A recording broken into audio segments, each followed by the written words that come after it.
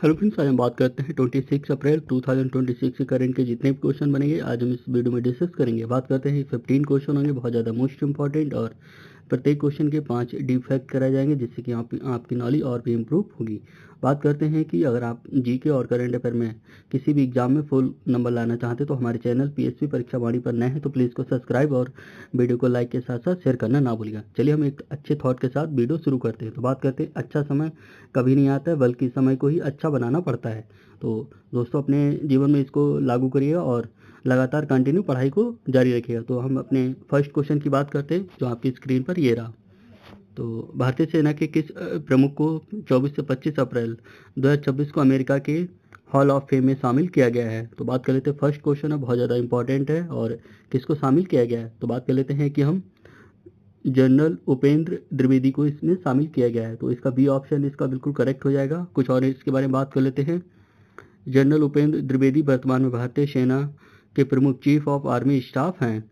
उन्हें अमेरिका के US army बार college के प्रतिष्ठित हॉल ऑफ फेम में भी शामिल किया गया है। तो बात करें तो कुछ और, वह यह सम्मान पाने वाले तीसरे भारतीय सेना प्रमुख बन गए हैं। इससे पहले जनरल वीके सिंह और जनरल विक्रम सिंह को यह सम्मान मिल चुका है। यह सम्मान भारत अमेरिका रक्षा संबंधों को मजबूत करने के लिए एक अच्छा कदम माना जा रहा है। तो बात कर लेते हैं हम क्वेश्चन नंबर सेकेंड की। अप्रैल 2026 को उत्तर प्रदेश के किस जिले में सॉकलिंग इंडिया द्वारा नए lithium ion battery recycling plant का उद्घाटन किया गया है? तो इसका जो सही ऑप्शन होगा वो बुलंदशहर, बी ऑप्शन इसका करेक्ट हो जाएगा। कुछ और बात कर लेते हैं। यह प्लांट बुलंदशहर जिले के सिकंदराबाद औद्योगिक क्षेत्र में स्थापित किया गया है। इसकी वार्षिक क्षमता 10,000 टन बैटरी कचरे को प्रोसेस करने की भी है। तो बात कर लेते हैं, यह प्लांट बैटरी से कोबाल्ट, लिथियम, निकल और मैग्नी जैसे दुर्लभ खनिज को भी रिकवर करेगा।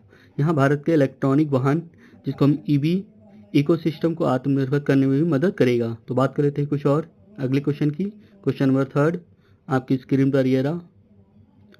डीआरडीओ के अध्यक्ष डॉक्टर समीर बी कामत ने 25 से 26 अप्रैल 2026 को कहां पर उन्नत बख्तरबंद प्लेटफॉर्मों का अनावरण किया है? तो बात कर लेते हैं, इंपॉर्टेंट क्वेश्चन है, और कहां पर इसका उद्घाटन किया गया है? तो इसका जो सही ऑप्शन होगा वो अहिल्या नगर, अहमदाबाद, महाराष्ट्र में इसका उद्घाटन किया गया है। कुछ और इसके बारे में बात कर लेते हैं। अनावर की गई मशीनों में ट्रैक और पहिए वाले दोनों तरह के बख्तरबंद वाहन भी शामिल किए गए हैं। ये वाहन भारतीय सेना की गतिशीलता और सुरक्षा को बढ़ाने के लिए स्वदेशी रूप से विकसित किए गए हैं। डॉक्टर समीर बी कामत डीआरडीओ के वर्तमान अध्यक्ष हैं। तो बात करते हैं वर्तमान अध्यक्ष अगर पूछे तो बता दीजिएगा। और अहिल्या नगर में डीआरडीओ के प्रमुख लैब, जिसको हम वीआरडी बोलते हैं। तो बात कर लेते हैं कुछ और इसके बारे में बात कर लेते हैं। यह आत्मनिर्भर भारत और रक्षा निर्यात को बढ़ावा देने की दिशा में एक मील का पत्थर साबित हो सकता है। बात कर लेते हैं क्वेश्चन नंबर फोर्थ। हाल ही में सुर्खियों में रही है वायर टू टेक्स एआई तकनीकी भाषणी का नया वर्जन 25 अप्रैल 2026 को लॉन्च किया गया। इसे किस मंत्रालय द्वारा विकसित किया गया है? तो बात कर लेते हैं कि इसका जो सही ऑप्शन होगा वो इलेक्ट्रॉनिक्स और आईआईटी मंत्रालय के द्वारा इसको विकसित किया गया है। कुछ और इसके बारे में बात कर लेते हैं कि भाषणी एआई का उद्देश्य भारतीय भाषाओं में डिजिटल सामग्री को सुलभ बनाना है।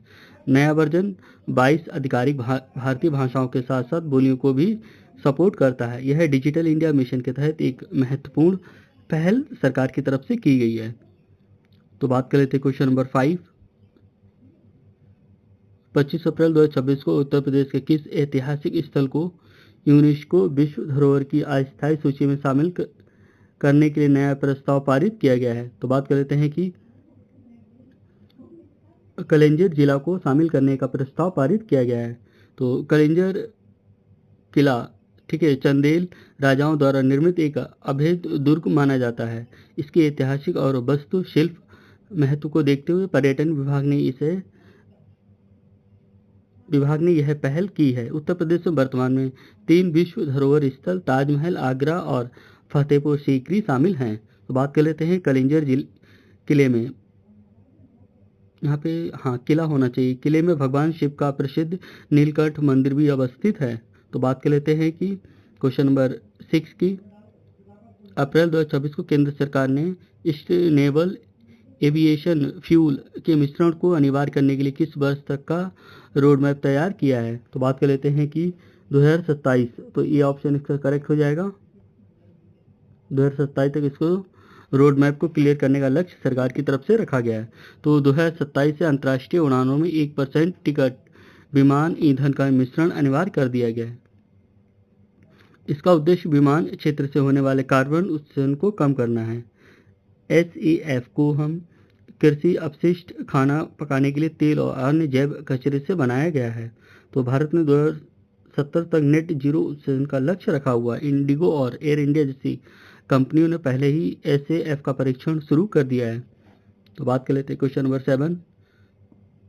25 अप्रैल 2026 को भारत के किस राज्य ने राजीव गांधी स्वरोजगार स्टार्टअप योजना के तहत ई टैक्सी के लिए सब्सिडी पोर्टल लॉन्च किया है? तो बात कर लेते हैं राजीव गांधी स्वरोजगार स्टार्टअप योजना के तहत ई टैक्सी के लिए सब्सिडी पोर्टल लॉन्च किया है। तो बात कर लेते हैं कि किसने किया? तो हिमाचल प्रदेश ने इसको स्टार्ट किया है अपने भी।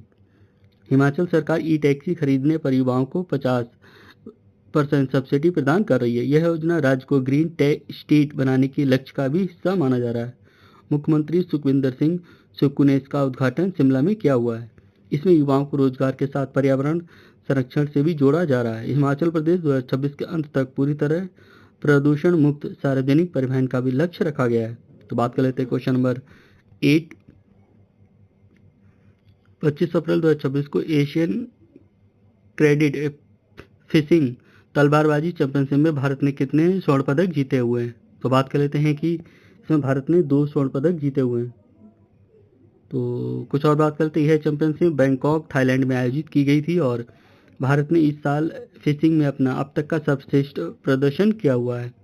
भवानी देवी भारत की पहली अंतर्राष्ट्रीय स्तर की प्रसिद्ध तलवारबाज मानी जाती हैं। सरकार खेलो इंडिया के माध्यम से ऐसे गैर पारस्परिक खेलों को भी बढ़ावा दे रही है। तो कुछ और बात कर लेते हैं कि भारत पदक तालिका में शीर्ष 5 देशों में शामिल रहा है। तो बात कर लेते हैं क्वेश्चन नंबर 9। 26 अप्रैल 2026 को घोषित वैश्विक खाद्य सुरक्षा सूचकांक 2026 में भारत की रैंकिंग क्या रही है?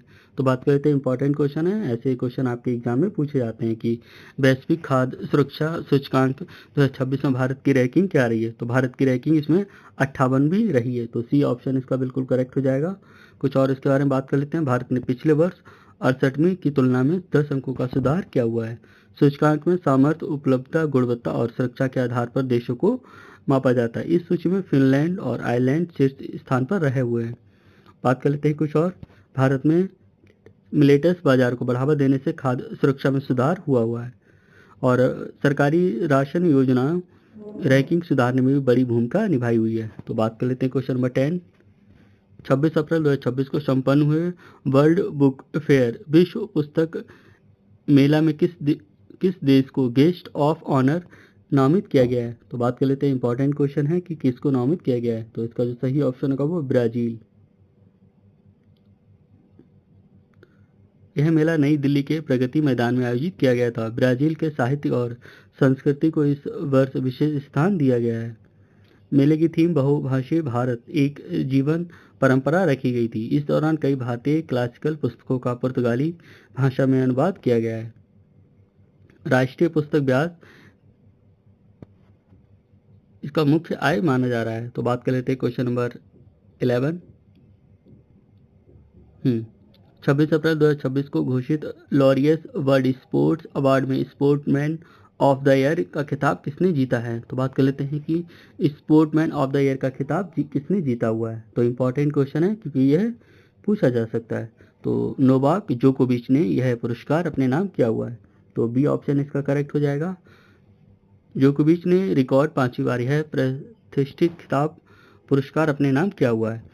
उन्हें टेनिस जगत में ग्रेटेस्ट ऑफ ऑल टाइम में भी शामिल किया गया है। लॉरियस अवार्ड को खेलों का ऑफर भी कहा जाता है, खेलों का ऑस्कर भी कहा जाता है। तो sport women of the year का खिताब स्पेन की फुटबॉलर एताना बोनमती को भी मिला हुआ है। यह समारोह इस वर्ष मैड्रिड स्पेन में आयोजित किया गया था। तो बात कर लेते हैं क्वेश्चन नंबर 12। 25 अप्रैल 2026 को भारत ने किस देश के साथ मिलकर net zero innovation virtual central की पहली कार्यशाला आयोजित की गई है? तो बात कर लेते हैं कि कहाँ पर की गई है और किसके साथ की गई है। तो इसका जो सही ऑप्शन होगा ब्रिटेन। तो इस केंद्र का लक्ष्य अक्षय ऊर्जा और कम कार्बन वाले उद्योगों में नवाचार को बढ़ावा देना है। तो दोनों देश मिलकर हाइड्रोजन ऊर्जा और नई ई टरबाइन पर शोध कर रहे हैं। भारत और यूके के बीच 2030 रोड मैप के तहत यह एक महत्वपूर्ण कदम माना जा रहा है। इसमें जलवायु परिवर्तन की चुनौतियों से निपटने के लिए तकनीकी साझा की जा रही है। भारत के आत्मनिर्भर ऊर्जा लक्ष्यों के अनुकूल भी माना जा रहा है। बात कर लेते हैं क्वेश्चन नंबर 13। 26 अप्रैल 2026 को इसरो ने अपनी स्पेस टूरिज्म नीति के तहत किस कंपनी के साथ समझौते पर हस्ताक्षर किए हुए हैं? तो बात कर लेते हैं, इंपॉर्टेंट क्वेश्चन है स्पेस टूरिज्म के लिए। तो स्काई रूट एयर स्पेस के साथ समझौता किया हुआ है। तो इसका जो ए ऑप्शन बिल्कुल करेक्ट हो जाएगा। यह भारत की पहली निजी कंपनी जो अंतरिक्ष पर्यटन के लिए मॉड्यूल्स विकसित करेगी। इसके तहत 2030 तक आम नागरिकों को अंतरिक्ष की यात्रा करने का लक्ष्य रखा हुआ है। स्काई रूट ने ही भारत का पहला निजी रॉकेट विक्रम एस लॉन्च किया गया था। अंतरिक्ष विभाग इस पूरी प्रक्रिया की निगरानी कर रहा है। भारत इस क्षेत्र में ब्लू ओरिजिनल और स्पेस एक्स जैसी कंपनी को भी टक्कर देने की तैयारी कर रहा है। तो दोस्तों यह थी आज की करंट अफेयर। कैसे लगे हमें कमेंट में ज़रूर बताएं। अगर हमारे चैनल पीएसबी परीक्षा वाणी बनना है तो प्लीज़ को सब्सक्राइब और शेयर जरूर कर दें। तो थैंक यू सो मच, मिलते हैं हम अगले वीडियो में।